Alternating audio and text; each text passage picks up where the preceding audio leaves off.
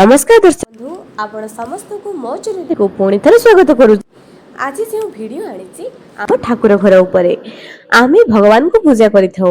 आमर इच्छा थे जे भगवान आम पूजा को स्वीकार करूछंती कि नाही, कौन आमर मनस्कामना जल्दी पूर्ण हेबो। ठाकुर घरे एमिति किछि संकेत भगवान हमको देइथांती, किंतु जेहेतु आमे मनीष हुई तो ठाकुरंकर सेही नियम सबको सेही संकेत सबको आमे माने बुझी पारु नथौ। प्रत्येक भक्त मानकु भगवान संकेत देइथांती। तांके जेतेबेले गोटी भक्तर पूजा रे प्रसन्न होइथांती, भगवान भक्त को बहुत प्रकार संकेत देइथांती एवं बहुत अलौकिक संकेत मध्य देइथांती। जेतेबेले भक्तटी सही संकेत को बुझी जाए, तार हृदय गदगद हो जाए, आखिर लुह बाहरी आसे, कारण ताकू भी सही समय अनुभव हुए जे मो प्रभु मो डाक शुणुचंती, मो प्रभु मोर मनस्कामना निश्चय पूर्ण करिवे, मो प्रभु मोर पूजा को मध्य स्वीकार करूचंती। मनस्कामना पूर्ण हेउ किबा न हो, जदि ठाकुर पूजारे जदि किसी संकेत एमिति मिल जाए जहाँकि ठाकुर आम पूजा को स्वीकार करुछंती बोली जना जाए, सेही समय गोटे प्रकृत भक्तर हृदय गदगद हो जाए, आखिरी लुह बाहरी आसे।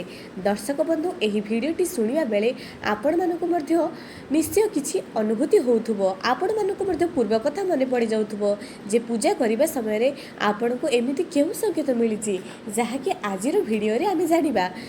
जदि आपण मानक एही संकेत सब मिली ताहले जानि नियंतु जे भगवान आपणकर पूजा को स्वीकार करिसेंती।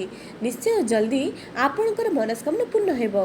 तेबे निहाती एही वीडियो को देखंतु, हुई तो आपण मानक आगरो एही संकेत मिलिथिबो किबा वर्तमान मध्ये मिलिबो। चलंतु आउ डेरी न करी आजिर वीडियोटी आरंभ करिबा। तागुरु मो दर्शक मन अनुरोध जे जेउ माने मो चैनल नु आसुचंती निहाती सब्सक्राइब करंतु, पाखरे थिबा बेल आइकन को क्लिक करी वीडियो को गोटे लाइक टे कर दियंतु, जादर कि मो चैनल माध्यम रे आसुथबा प्रत्येक नोटिफिकेशन आपनक पाखरे जल्दी पहुंची पारिबो। ठाकुरन को प्रसन्न करिबा पई आमे माने बहुत प्रकार उपाय करिथाउ।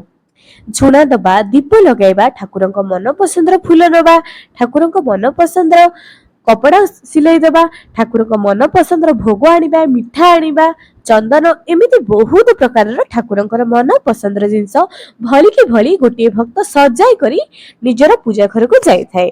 मनरे पवित्र चिंताधारा नहीं जाय थे एवं मने मने से चिंता करि थाए जे हुए तो केउ दिन प्रभु मो घर को आसी जिवे।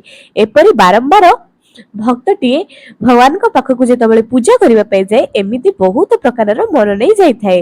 प्रत्येक भक्तंकर मनरे, प्रत्येक मनीषक मनरे किछि न किछि आशा त निश्चय थिबो, कारण जेहेतु आमे माने मनीष।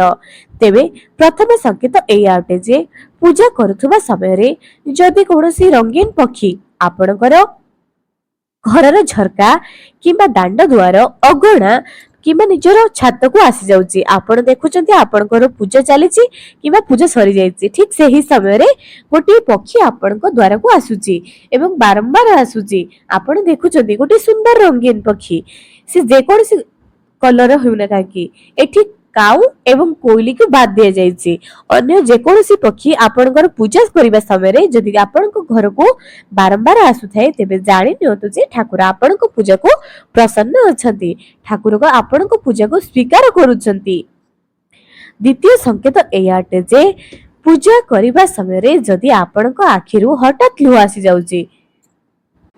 जेतेबेले आमे भगवान को पूजा करिथाउ, हुए तो आमर कोनोसी मनस्कामना पाई हेउ, ए सब को नहीं जेपरि कि आम झीर बाहागर हो जाऊ, आम पुर भल चाकरीटे हो जाऊ, एही परि चिंता नहीं भगवान को पूजा करिबा समय रे आखिर जदि लुह आसी जाए, एहा केवल आमर स्वार्थ कथा किंबा आमे मनस्कामना भगवान को जणाउचे, किंतु जेतेबेले भाव विहुल होई आपणक आखिरी लुह आसी जाउची, जेपरि भगवान को प्रति आपणकर अतुट प्रेम आसी जाउची, सेही समय रे आपणकर आखिरी लुह आसी जाउची, जानि नेबे जे भगवान भी आपणको सेही समय रे मने पकाउचंती।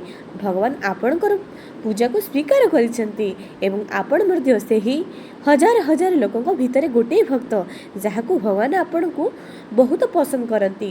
तृतीय संकेत पूजा करिबा समय रे कोनोसी पशु जेपरि गोमाता हुअन्तु, कुकुर हुअन्तु किंबा षंढ, जे कोनोसी भी पशु आपणकर दांड द्वार को आसी जाइछि एवं जदि आपण माने देखिले पूजा करिबा समय रे एही संकेत मिलुछि, दर्शक बंधु मने रखंतु କିଛି ଖାଇବାକୁ ନ ଦେଇ ତାଙ୍କୁ ଜମା ମଧ୍ୟ ବିଦା କରନ୍ତୁ ନାହିଁ। ନାରାୟଣ ସର୍ବତ୍ର ବିଦ୍ୟମାନ। ଆମେ ଯେତେବେଳେ ଠାକୁର ଘର ପୂଜା କରୁଛେ, ଭୋଗ ଦେଉଛେ, କିନ୍ତୁ ଯାହାର ଜୀବନ ଅଛି ଆମେ ତାକୁ ଖାଇବାକୁ ଟିକେ ଦେଉନେ।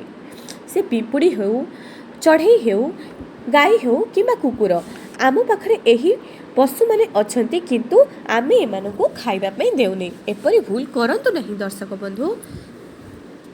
ଯଦି ପୂଜା କରିବା ସମୟରେ କିମ୍ବା ଅନ୍ୟ ସମୟରେ ମଧ୍ୟ ଆପଣଙ୍କ ଦାଣ୍ଡ ଦୁଆରକୁ କୌଣସି ପଶୁ ଆସିଯାଉଛି, କିଛି ବି ଖାଇବାକୁ ଟିକେ ଦିଅନ୍ତୁ, ସେ ଚାଲିଯିବ ଏବଂ ଏହା ଅତ୍ୟନ୍ତ ଶୁଭ ସଂକେତ ମଧ୍ୟ ଅଟେ। ଚତୁର୍ଥ ସଂକେତ ଏହା ଅଟେ ଯେ ପୂଜା କରିବା ସମୟରେ ଦୀପର ଜ୍ୟୋତି ଅଧିକ ଆଲୋକିତ ହେବା ଏବଂ ଅତି ସୁନ୍ଦର ଭାବରେ ପ୍ରକାଶିତ ହେବା। ତେବେ ଜାଣିନେବେ ଯେ ଭଗବାନ ଆପଣଙ୍କର ପୂଜାକୁ ସ୍ୱୀକାର କରୁଛନ୍ତି, ଭଗବାନ ଆପଣଙ୍କୁ ବହୁତ ପ୍ରେମ କରୁଛନ୍ତି ଏବଂ ଜଲ୍ଦି ଆପଣଙ୍କର ମନସ୍କାମନା ପୂର୍ଣ୍ଣ ହେବା ପାଇଁ ଯାଉଛି।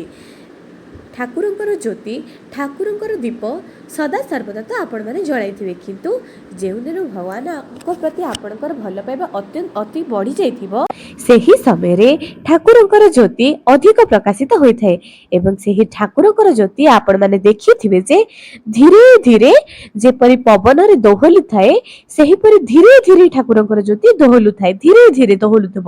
ଜାଣିନେବେ ଯେ ଆପଣ ଯେଉଁ ମନ୍ତ୍ର ଉଚ୍ଚାରଣ କରୁଛନ୍ତି, ଯେଉଁ ସ୍ତୋତ୍ର ପଢୁଛନ୍ତି, ଭଗବାନ ଆପଣଙ୍କର ପୂଜାରେ ଝୁମେଇ ଯାଉଛନ୍ତି, ଅର୍ଥାତ୍ ବହୁତ ଖୁସି ଅଛନ୍ତି। ଯେପରିକି କନକଧାରା ସ୍ତୋତ୍ର ପଢିଲେ ମା ଲକ୍ଷ୍ମୀ ନୃତ୍ୟ କରନ୍ତି, ସେହିପରି ଆପଣଙ୍କର ସ୍ତୁତି, ଆପଣଙ୍କର ପୂଜା ପାଠ ଯେଉଁଦିନ ଭଗବାନ ପ୍ରସନ୍ନ ହୋଇଯାଆନ୍ତି, ସେହିଦିନ ସେହି ଦୀପର ଜ୍ୟୋତି ଧୀରେ ଧୀରେ ଦୋହଲୁଥାଏ, ଯାହାଦ୍ୱାରା କି ଆପଣ ଜାଣିପାରିବେ ଯେ ଭଗବାନ ଆପଣଙ୍କ ପୂଜାରେ ମନେ ମନେ ନୃତ୍ୟ କରୁଛନ୍ତି। ତାପର ସଂକେତ ଏହା ଅଟେ ଯେ ପୂଜା କରିବା ସମୟରେ ଠାକୁରଙ୍କୁ ଚଢାଇଥିବା ଫୁଲର ହାର ହଠାତ୍ ଖସି ଯାଉଛି। ଆପଣ ତ ଭଲ ଭାବରେ ଦେଇଥିବେ, କିନ୍ତୁ ଯେତେବେଳେ ଆପଣ ପୂଜା କରୁଛନ୍ତି, କଣ୍ଟିନ୍ୟୁ ଆପଣଙ୍କର ପୂଜା ଚାଲିଛି, ସେହି ସମୟରେ ହଠାତ୍ ଆପଣଙ୍କର ଫୁଲର ମାଳା କିମ୍ବା ଫୁଲ ଖସିଯାଇ ଆପଣଙ୍କ ଆଡେ ପଡିଯାଉଛି। ଜାଣି ନିଅନ୍ତୁ ଯେ ଭଗବାନ ଆପଣଙ୍କର ଡାକ ଶୁଣି ନେଲେଣି। ଆପଣଙ୍କର ମନସ୍କାମନା, ଆପଣଙ୍କର ମନର ଭାଷାକୁ ଭଗବାନ ପଢି ସାରିଲେଣି। ତାଙ୍କ ପାଖରେ ଆପଣଙ୍କର ପୂଜା ପହଞ୍ଚି ଗଲାଣି ଏବଂ ଜଲ୍ଦି ଆପଣଙ୍କର ମନସ୍କାମନା ପୂର୍ଣ୍ଣ ହେବା ପାଇଁ ଯାଉଛି।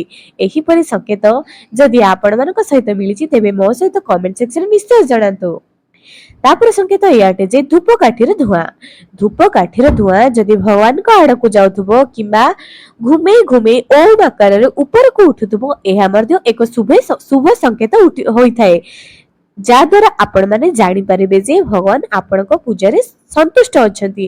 ଏବଂ ଏପରି କିଛି ଜୀବ ଯେ କି ଝିଣ୍ଟିକା, ଧଳା ପେଚା, ଏସବୁ ମଧ୍ୟ ଯଦି ଆପଣଙ୍କ ଘରକୁ ଆସେ, ଜାଣି ନିଅନ୍ତୁ ଯେ ଆପଣଙ୍କ ଘରକୁ ଜଲ୍ଦି ମା ଲକ୍ଷ୍ମୀଙ୍କର ଆଗମନ ହେବ। ଏବଂ ଝିଣ୍ଟିକା, କଳା ରଙ୍ଗର ଝିଣ୍ଟିକା କିମ୍ବା ନୀଳ ରଙ୍ଗର ଝିଣ୍ଟିକା ସାଧାରଣତଃ ଆମ ଘରକୁ ଆସିଥାଉ। ଜାଣି ରଖନ୍ତୁ, ଯଦି ଆପଣ ଝିଣ୍ଟିକାକୁ ନିଜ ଘରେ ଦେଖୁଛନ୍ତି ଏବଂ ଏହା ଶବ୍ଦ କରୁଛି, ଏହା ଜଲ୍ଦି ଆପଣଙ୍କୁ ଧନ ଆଗମନର ସଂକେତ ଦେଇଥାଏ, ଜଲ୍ଦି ଆପଣଙ୍କୁ ବହୁତ ବଡ ଧନ ଲାଭ ମଧ୍ୟ ହେବ। ତେଣୁ ଏହାକୁ ଜମା ମଧ୍ୟ ମାରନ୍ତୁ ନାହିଁ ଦର୍ଶକ ବନ୍ଧୁ। ଏପରିକି ଘରକୁ ଯଦି ବେଙ୍ଗ ମଧ୍ୟ ଆସିଯାଏ, ଏହା ଅତ୍ୟନ୍ତ ଶୁଭ ସଂକେତ ଅଟେ, ଯାହାଦ୍ୱାରା ଆପଣ ଜାଣିପାରିବେ ଯେ ମା ଲକ୍ଷ୍ମୀ ଆପଣଙ୍କ ଘରେ ପ୍ରସନ୍ନ ଅଛନ୍ତି। ଯଦି ଆପଣଙ୍କ ଘରର ତୁଳସୀ ଅତି ସୁନ୍ଦର ଭାବରେ ବାହାରୁଛି, ଜାଣନ୍ତୁ ଆପଣଙ୍କର ବହୁତ ଜଲ୍ଦି ଧନ ଆଗମନର ସୁବିଧା ହବ, ଆପଣ ଜଲ୍ଦି ଧନବାନ ହେବେ। ଏବଂ ସେହି ଘରେ ତୁଳସୀ ଅତି ସୁନ୍ଦର ଭାବରେ ଭଲ ଭାବରେ ବଢିଥାଏ, ଯେଉଁ ଘରେ କି ଠାକୁରଙ୍କର ବାସ ରହିଥାଏ, ଯେଉଁ ଘରେ ନାରାୟଣଙ୍କର ବାସ ରହିଥାଏ, ଯେଉଁ ଘରେ ନାରାୟଣ ପ୍ରସନ୍ନ ରହିଥାନ୍ତି, ସେହି ଘରେ ତୁଳସୀ ଅତି ସୁନ୍ଦର ଭାବରେ ବାହାରୁଥାଏ, କହୁଳୁଥାଏ ଏବଂ ସେହି ଘରେ ଲକ୍ଷ୍ମୀଙ୍କର ମଧ୍ୟ ଆଗମନ ହୋଇଥାଏ।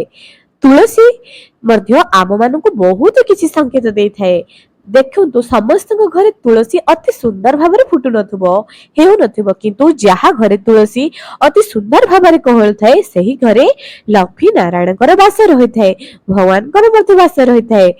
ଏବଂ ଯଦି ଆପଣ ପୂଜା କରିବା ସମୟରେ ଗାଈ ଯଦି ହାମ୍ବା ରଡି ଦେଉଥାଏ, ଆପଣ ଶୁଣୁଛନ୍ତି, କିମ୍ବା ପୂଜା କରିବା ସମୟରେ ଘରକୁ କୌଣସି ଛୋଟ ଛୁଆ ଆସି ଯାଉଛନ୍ତି ଯେ କି 8 ବର୍ଷରୁ କମ୍ ଏବଂ କୌଣସି ବୟସ୍କ ବ୍ୟକ୍ତି, କୌଣସି ଅତିଥି ଆସି ଯାଉଛନ୍ତି, ଜାଣନ୍ତୁ ଯେ ଆପଣଙ୍କ ଘରକୁ ଭଗବାନଙ୍କର ଆଗମନ ହୋଇଛି। ଆପଣ କେବେ ମଧ୍ୟ ତାଙ୍କୁ ଖାଲି ହାତରେ ଛାଡନ୍ତୁ ନାହିଁ, କିଛି ନହେଲେ ବି ଗୋଟାଏ ପାଣି ଗ୍ଲାସ ମଧ୍ୟ ସେମାନଙ୍କୁ ଦିଅନ୍ତୁ। ଏବଂ दर्शक बंधु एही सबु संकेत जदि आपण माने निज पूजा घरे पाइचंती आगुरु पाइचंती किबा वर्तमान पाउचंती तेबे मो सहित निश्चय कमेंट सेक्शन रे जणांतु। आजि पई रहिली पुणी देखाइबो आगामी एक सुंदर वीडियो रे।